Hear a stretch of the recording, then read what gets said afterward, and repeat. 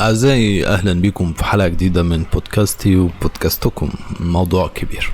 صحيت النهاردة على خبر من Financial Times بيقول إن Russia to start mass use of its COVID-19 vaccine in coming weeks. إيه اللي حصل بقى؟ اللي حصل إن روسيا زي بعض الدول الأخرى كانت شغالة في human trials لفاكسين لكوفيد 19 لقاح لكورونا. والنهارده الصبح بوتين طلع قال يا جدعان خلاص احنا عملنا اللقاح ده ويلا شكرا خلاص مفيش كوفيد 19 يلا يا اولاد ونشروا فيديو لبنت بوتين وهي بتاخد اللقاح. طبعا احنا شايفين اهو بنت زي القمر يا حبة عين يا ابوها بيجرب فيها.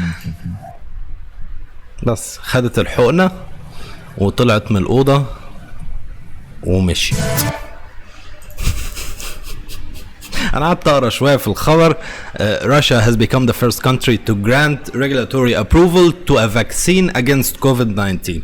President Vladimir Putin said on Tuesday. Tuesday ده اللي هو الثلاثة اللي فات. هو النهاردة إيه؟ Tuesday اللي هو النهاردة.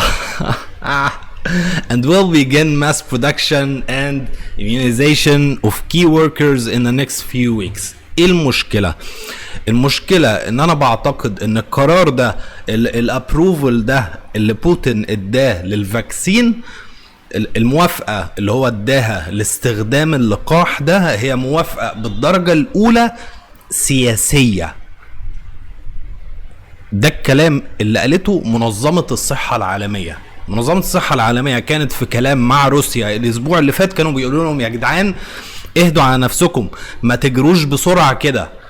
اللي حصل ان بعض المؤسسات، مش عارف مؤسسات ولا ايه، بس اللي قريته كان من اوكسفورد يونيفرسيتي، هما برضو شغالين على لقاح لكوفيد 19 و اللقاح بتاعهم متسجل في منظمة الصحة العالمية ان هو ده حاجة موجودة هي احنا شغالين عليها، على عكس اللقاح بتاع روسيا اللي مش موجود اصلا. فالناس بتوع اوكسفورد قالوا، او مش بتوع اوكسفورد، ناس تانية ناس تانية شغالة على اللقاح، قالوا يا جماعة الهيومن ترايلز بتاعت روسيا دي لسه في المرحلة الاولى من مراحل تطوير اللقاح.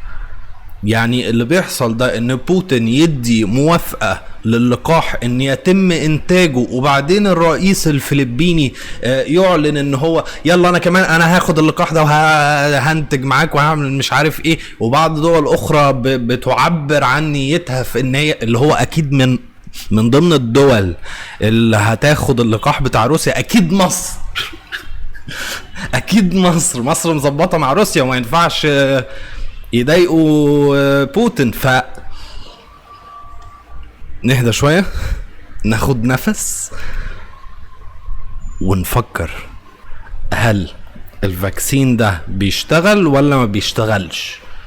روسيا بتقول ان هي جربته على ناس كتير وكل الناس دول عملوا انتي بوديز، كونوا انتي بوديز لكوفيد 19، وفي نفس الوقت ما كانش فيه مضاعفات من الفاكسين نفسه.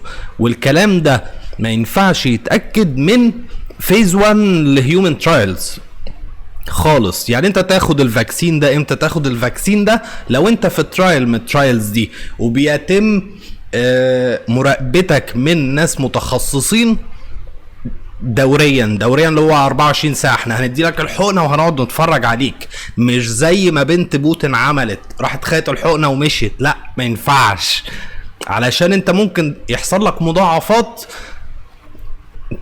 تقتلك. تمام.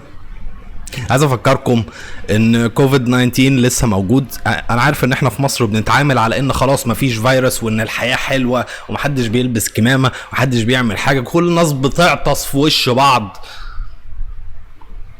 بس لسه في وباء.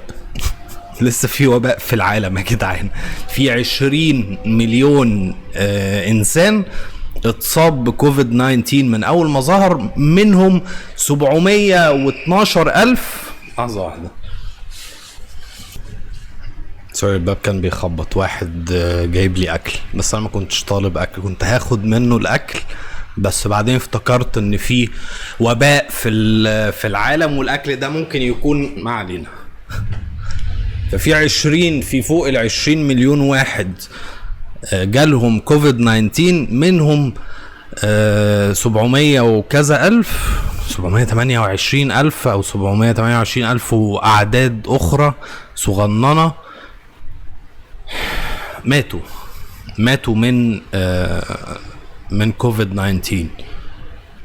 فانا شايف ان قرار الرئيس بوتين بانه خلاص يا جدعان روسيا هي اول دولة تنتج فاكسين لكوفيد 19 هو قرار سياسي بالدرجة الاولى. ما نتعاملش معاه باي اساس غير ان هو سياسي. فانا قلبي مع الناس اللي في روسيا اللي هيتم اجبارهم ان هم ياخدوا الفاكسين ده. لا انا بقول اي حاجه وخلاص، انا ما اعرفش اذا كان هيتم اجبارهم ان هم ياخدوه ولا لا، لكن من الكلام اللي موجود يعني بنت بوتين، انتوا معتقدين ان بنت بوتين راحت هي بنفسها كده تاخد الفاكسين؟ لا، ابوها قال لها روحي يا بت روحي. كانت تقدر تقول له لا؟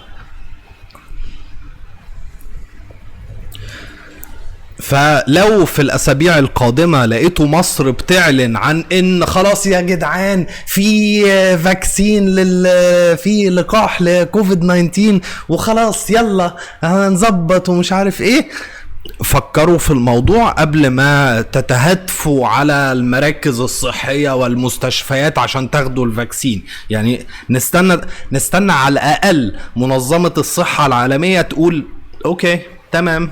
ما اعتقدش ان هي هتعمل ده علشان باقي الريسيرشرز كلهم بيقولوا يا جدعان ما الفيز 1 اوف هيومن ترايلز اللي روسيا موجوده فيها دلوقتي اللي على اساسها وافقوا على انتاج اللقاح، احنا موجودين فيها وفي ناس معدياها. في ناس في فيز 3. فيز 1 اللي هو فيه عدد مئات، عدد تقريبا لا يزيد عن 300 شخص بني ادم، يعني انسان تم تجريب عليه. الجملة غريبة بس تم تجربة اللقاح عليه ونجحت. الموضوع بيحتاج للأسف وقت وبيحتاج أعداد كبيرة من الناس انها تاخد الفاكسين ويتعالجوا. طبعا لو انت عندك كوفيد 19 وقدامك الفاكسين ده وهو خلاص الحاجة اللي ممكن بسببها ما تموتش خده. لكن لو انت ما عندكش حاجة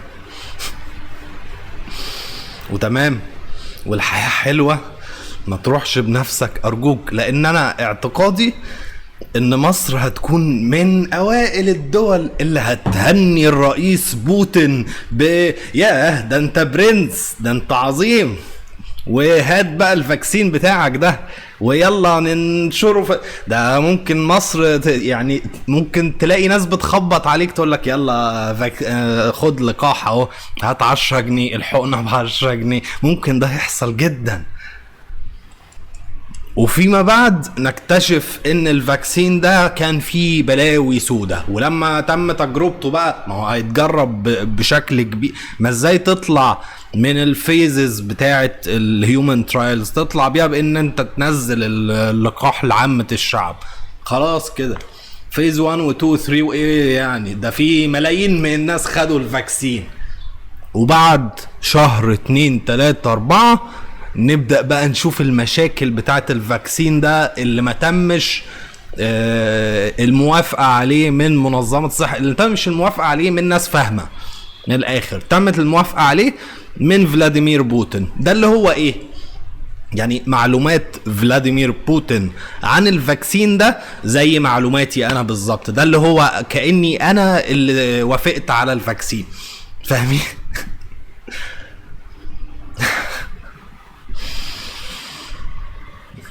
يا جدعان احب افكركم بس معلش ان لسه في كوفيد 19، لسه في وباء. انا بس بصيت دلوقتي من الشباك على الشارع، مجاميع من الناس لازقين في بعض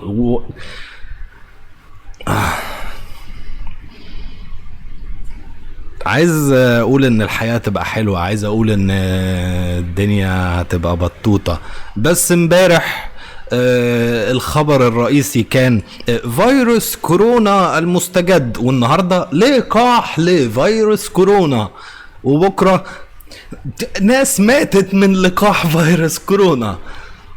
نهدى على نفسنا وناخد بالنا من القرارات السياسية والقرارات الصحية، ونسيب الناس بتوع الصحة هم اللي يشتغلوا في الصحة. بس فما تفرحوش قوي، ومش معنى ان بنت بوتين خدت الفاكسين يبقى الفاكسين تمام.